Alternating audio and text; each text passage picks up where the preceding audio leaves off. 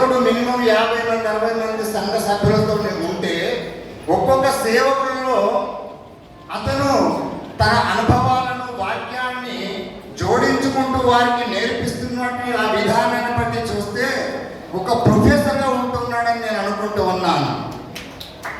ఈ అద్భుతమైనటువంటి ఈ బిరుదులలో కాదు, కానీ నిజంగానే సేవకులను తయారు చేసుకుంటూ సేవకులలో అనేక మందిని దేవుని కోసం నియమించుకుంటూ శిష్యులుగా నియమించుకుంటూ వెళ్తున్నాడంటే ఈరోజు మనం దైవజనాన్ని సన్మానించుకోవడం సంఘముగా మనకు ఎంతైనా అభినందనీయం, ఆరోగ్యకరం. ఆయనలో ఏమాత్రం గర్వం కనబడదు, ఏమాత్రం ఆవేశం కనబడదు. నిజంగా ఆయనలో ఉన్నటువంటి ఏమన్నారంటే సహనముతో పాటు ఆయనలో యథార్థత ఉంది, ఆయన చెప్పినట్టు ఆయనలో నీతి ఉంది, కార్యములలో నేర్పర్యం మీ మధ్యలో జీవిస్తూ ఉన్నాడు. ఆయన ఏంటంటే ప్రొఫెసర్గానే ఉంటూ యోహాను చెప్తున్నటువంటి సాక్ష్యం నాకు ఒక మాట గుర్తొస్తుంది. ఏంటంటే ప్రభువు మార్గమును సరళం చేయు అరణ్యంలో ఒక శబ్దము. నిజంగా శబ్దమే. ఆయన చేస్తున్నటువంటి పరిచర్య సిటీ వైపు నడవకుండా ప్రాంతాల వైపు, చిన్న చిన్న పల్లెల వైపు, ఈ వైపు ఎందుకు దేవుడు నడిపిస్తున్నాడు అంటే ఇప్పుడు మీరందరూ లేచిన దాన్ని బట్టి నేను అనుకుంటూ ఉన్నాను, దేవుడు అనేకులను బ్రతికించడానికి, అనేకులను రక్షించడానికి సువార్త రాజ్యాలను జైలుకు పంపించాడు. జైలులో అతనికి శిక్షణ ఇచ్చాడు దేవుడే.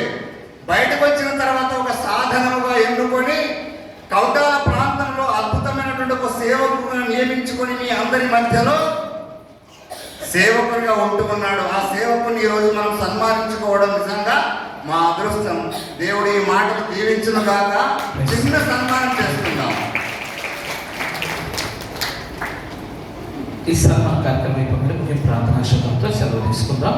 మన మధ్యలో అభిషేకులు ఆ సన్మాన కార్యక్రమానికి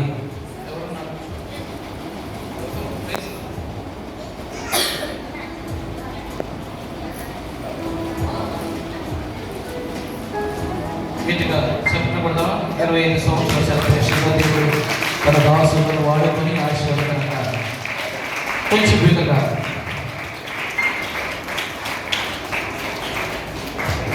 ఇదిగో అయ్యా ఆర్కెస్ట్రా వాళ్ళు చూడండి, గట్టి కొట్టాలా. మీరు పట్టుకుంటే రుచి కొట్టుకుంటాయి కదా, ఇది అక్కడే మీరు పట్టాలా, అంత కూర్చోబట్ట అంత సెలబ్రేషన్ చేసుకోండి. మీరు ఏంటి ఏదో చేస్తారు